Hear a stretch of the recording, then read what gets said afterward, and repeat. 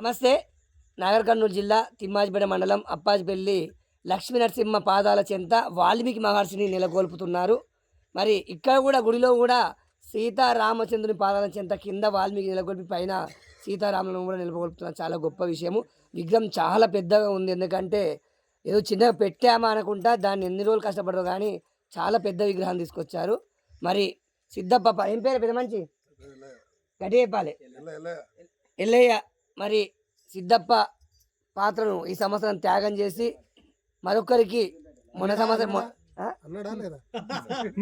నేనే అంటున్నా కదా, నేను అంటున్నా కదా. ఎందుకంటే గత సంవత్సరం నాకు చెప్పిరు కళాకారి ఒకసారి నన్ను పిలిపించుకుంది. అందుకు ఈసారి వేషం కడుతుండు మా పెద్ద మనిషి ఒకడు, ఒకసారి వీడియో తీసుకురామని పంతులు పిలిచిండు.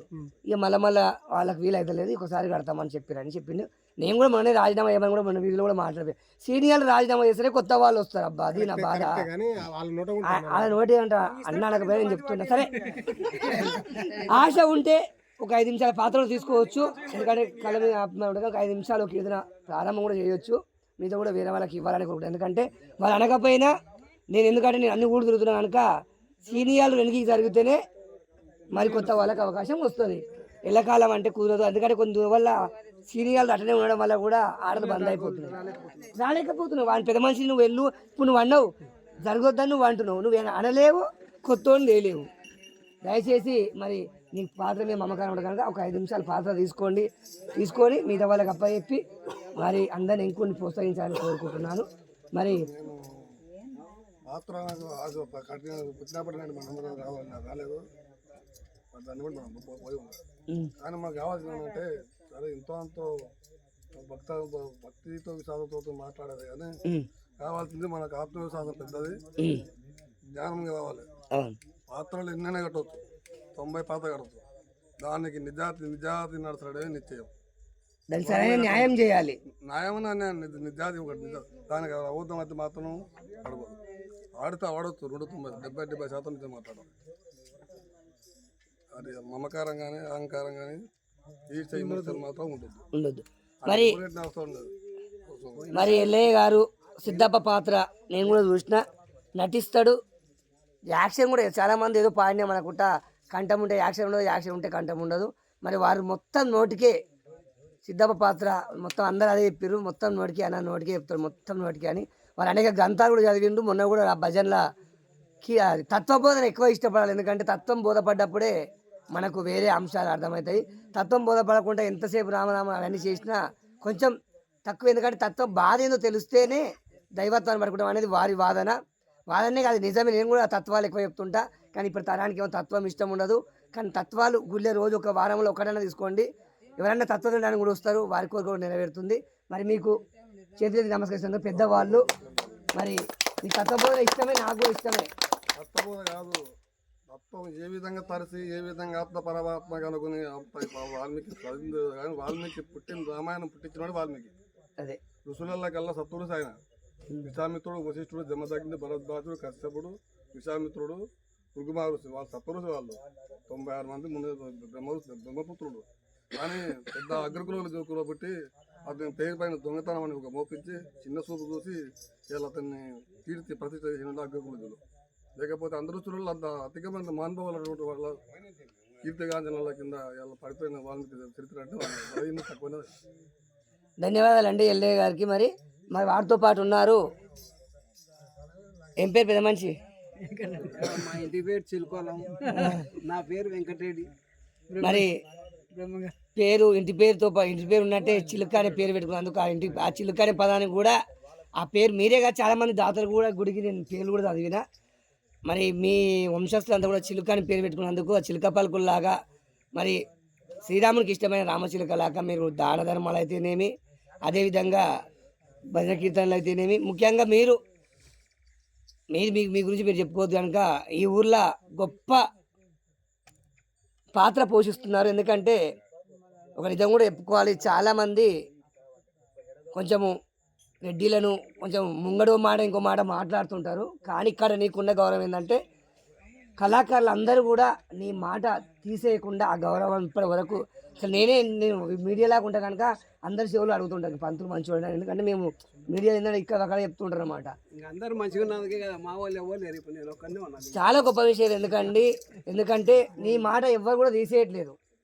చాలా గొప్ప విషయం. మిగతా వాళ్ళ సంగతి ఏమో కానీ పైసలు ఇచ్చి ప్రచారం కొనుక్కునే వాళ్ళు కొంతమంది అయితే నువ్వు ఏ పైసలు ఇవ్వకుండా ప్రేమను మంచి, మరి గోవిందమ్మ అయితే పోస్ట్ మ్యాన్ అయితే ప్రతి ఒక్కరు చివరకు ఈయన కూడా మాకు వెంకటరెడ్డి వస్తే ఇంకా బాధపడతాడు. వెంకటరెడ్డి నేను 107 ఓసారి మాట్లాడడానికి బాధపడతాడు.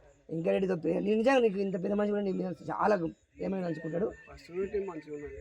ప్రతి ఒక్కరు నిన్న అయితే ఎవరు తెరవెంక ముందు తెరవెంక కూడా ఎవరు కూడా విమర్శించలేదు ఇంతవరకు. ఫస్ట్లో బ్రహ్మంగారు స్టార్టింగ్ పుట్టుగా రాకుండా ఇద్దరం కూర్చొని చెట్ల కింద బావుల కాడ ఎక్కడంటే అక్కడ కూర్చొని దాన్ని ట్రై చేసి ముందుకు తీసుకొచ్చినాం దాన్ని. ఇప్పుడు ఆయన అన్నాడు కదా, మా పంతులు ముఖంగా ఉన్నాడు, ఆయన మేమే బయటికి తీసుకొచ్చినారు. ఆయనను పంతుల పేరు ఈ ఆటలోకి రాకుండా ఆయన ఏదన్నా ఒకటి నేర్పు తాతాయి అని చెప్పి నేనే బయటికి తీసుకొచ్చిన 100 రూపాయలు ఫస్ట్లో ఇచ్చి తీసుకొచ్చి బుక్ తెప్పించి ఇంకా ఆయన వచ్చి స్టార్ట్ చేసిన. ఆయన అన్నాడు కదా, ఇప్పుడు మేము సిలుకోల్లో నా పేరు వెంకరెడ్డి అని. ఆయన నిజంగా సిలుకోడు కాదు, బ్రహ్మాండపురంలో పుట్టిన బ్రహ్మంగారు. మనగాని పిల్లలు ఆవుల కాసిండు, కానీ మన ఎప్పుడు సమాధానం అయింది. మాకు బ్రహ్మంగారు, ఆయన సిలుకోలు కావచ్చు, వెంకరెడ్డి కావచ్చు, మా వాళ్ళు అన్నాడు. మళ్ళా మీ వాళ్ళు కాదు, నువ్వు మా వాడవు, మా దాంట్లో ఉండవు, నిన్నెప్పుడు పోనీస్తావు, నువ్వు పోతాన్నా మేము పోనీయం, మేము వచ్చి నీ ఇంటికాడ కూర్చుంటాం, అది కాదు. అది ఎంత స్వాగతం సుస్వాగతం బావా, మాట నీకు రావద్దు. మరి వెంకరెడ్డి గారు చాలా చక్కటి తీయని గంటం, వాస్తవానికి మనిషి గంభీరంగా ఉన్న ఆ గొంతు చిన్నగా ఉంటుంది. మరి ఆటల కళాకారులు అందరికీ పోయినా అన్ని తానై ఇప్పటివరకు బ్రహ్మంగారి నాటకాన్ని కూడా దిగ్విజయంగా ఆడుతున్నారు.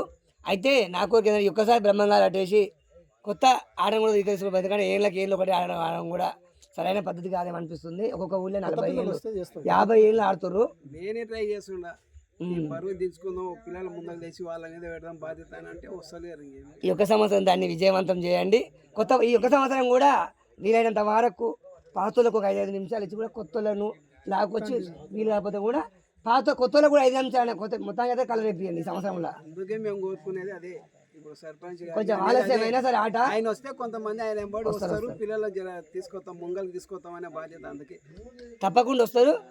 సీనియర్లకు ఒక 5 నిమిషాలు ఇచ్చి మిగతాది కొత్తలకి. ఆయన బాధ కూడా ఏంటంటే ఇప్పుడు చాలా మంది పొడగలు కూడా ఏమంటారంటే మాకు ఇయ్యరు చేయరు కస అంటారు, వాళ్ళు ఆలవీకులు ఆడతారు అన్నట్టు. ఈ ఊళ్ళే కాదు, ప్రతి ఊళ్ళో అదే లొల్లి అవుతుంది. ఈ ఊళ్ళో కాలేదు కానీ మీ ఈ ఊళ్ళకి ఇంట్రెస్ట్ లేదు కట్టడానికి. కానీ అన్నులలో ఏమంటే కసపీసకి నేనే కడతాను. మీరు అన్నది 100% లేదు. ఎందుకంటే ఇప్పుడు మేమున్నాం, మా కింద బచ్చగాళ్ళు వచ్చి మమ్మల్ని పాత్రలు అడిగే ధైర్యం వాళ్ళకి లేదు.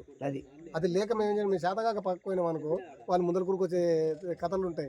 నీ పాత్ర కూడా వస్తుంది చేస్తారు. నేను ఎప్పటిదో చెప్తున్నా, రమ్మనే చెప్తున్నా, ఉండరు 2-3. ఓకే, పెద్ద మనిషి నీ పేరేం పేరే? నరసింహులు నిన్న నుంచి ఇండియా కూర్చున్నాడు. భూదేవి పాత్ర కట్టిండు ఆల్రెడీ. భూభారం అంతా మోస్తున్నావు, నీ మీద భూభారం కూడా పెట్టిండు ఇప్పటిదాకా. ఈయన అతి తెలివిగా ఏం చేస్తాడు, నాలాగానే అందరికి మోపకూడదు బరగంతా మోపి. నువ్వు కూడా భూదేవి లాగా ఈ దేవాలయానికి వాసానికి నువ్వు అన్ని సంసారం అంతా అయిపోయింది కనుక ఈ కష్టాలకి వెళ్ళి వచ్చిండు, బాధలకి వెళ్ళి వచ్చిండు, అన్ని పోయినాయి. ఇప్పుడు ఆయన సంతోషంగా దేవుడు ఇచ్చిండు. ఇస్తే 10 ఏళ్ళు శరీరమునికి ఇప్పటికి శ్రీరామచంద్రకు ఒప్ప చెప్పుకొని ఉన్నంత వరకు ఎవరు వచ్చినా రాకపోయినా నువ్వు అన్నట్టు వచ్చి ఆ జాడకడ వేసుకొని ఏడుందో చూసుకోవాలి, ఊడ్చుకోవాలి, వారి సేవ చేసుకోవాలి, ఇలా కూర్చోవాలి. ఇక నువ్వు ఇక నీ బాధ నేను కూడా అదే అప్ప చెప్తున్నా. ఎందుకంటే ఇవాళ ఇంట్లో రేపు మా ఇంట్లో జీవితం గురించి నేను చెప్పాల్సిన పెద్దోని కాదు. ఒకసారి భూదేవికి ఒక చిన్న పద్యం పాడతావా? చాలా రోజులు అయినా కట్టగా. ఓకే, సంతోషం. భూదేవి భారం మోస్తూ నీ వాల్మీకి మహర్షి దేవాలయం బాధ కూడా నీకే అప్పచెప్పారు. ఎందుకంటే వాళ్ళంతా చిన్న వాళ్ళు, నువ్వు పెద్దోని కనుక అన్ని నువ్వే చూసుకోవాలి. మరి మనతో పాటు ఉన్నారు ఇక్కడ. నీ పేరేం పేరు? పెద్ద మనిషి కృష్ణయ్య. గుడికి చాలా సేవ చేసిండు. అన్నిటికీ గుడి విషయంలో కానీ దీంట్లో కానీ మంచి ఓపిక వస్తుంది. అన్ని చెప్పలేడు ఆయన. ఏం పేరు మీ ధర్మపత్ని పేరు? చంద్రమ్మ. మీ భార్య పేరు ఏం పేరు? ఎంతమంది సంతానం? 2. నిన్న నుంచి కూడా యజ్ఞముల పాలు పంచుకున్నాడు, ఎక్కడ పోకుండా యజ్ఞముల భార్య భర్త వర్కర్ చేస్తున్నారు. మరి కృష్ణయ్య గారు కూడా ధన్యవాదాలు. అదేవిధంగా ముందు ఇప్పుడు గోవిందమ్మ వచ్చింది. నాకైతే నా ఫోన్ అయితే గోవిందమ్మనే ఫీడ్ చేసుకున్నా. మరి ఇతని గురించి నాకేంటంటే నేను ఎన్నోసార్లు అవ్వడం చేసి చర్చలో కూడా రమ్మంటాడు, ఏదో ఆఫీస్ కూడా ఉంది, ఎన్నోసార్లు బాధపడతాను కాబట్టి పెద్దలో కూడా మాట్లాడిపిస్తుంటారు. కానీ నాకే తీర సంసారము, నేను రాలేకపోయినా. ఈరోజు మరి ఎట్లనో ఏమో 3 రోజులు ముందే ఫిక్స్ చేసి పెట్టిండు, అష్టదిగ్బంధనం చేసి పెట్టిండు. మరి అది ఈయన ప్రేమ ఏంటంటే అరువులు ఎక్కువ ఉంటాయి, ఊకేనే ఏడుస్తాడు. అంటే ప్రతి ఒక్కరికి శాత కాకపోయినా దాన ధర్మాలు చేయాలంటాడు, ఏదో చేయాలంటాడు. మరి ఆయన చివరి లక్ష్యం ఏంటంటే ఈ దేవాలయాన్ని అయితే నిర్మించడం చాలా గొప్ప విషయము. ఆయనే కదా, ఆయనకి ఎంతో మంది ఉన్నారు కానీ ఎవరైనా ఒకరు ముందుకు జరగాలి, ముందుకు పోయి తిరుగుతుంటేనే అవుతుంది. మరి గోవిందమ్మ పాత్ర ఏడ్చి మరి ఆయన పాదాల మీద కూడా నీళ్లు పడతాయి, ఏడుస్తాడు బాగా. నేను కూడా చూడడం జరిగింది.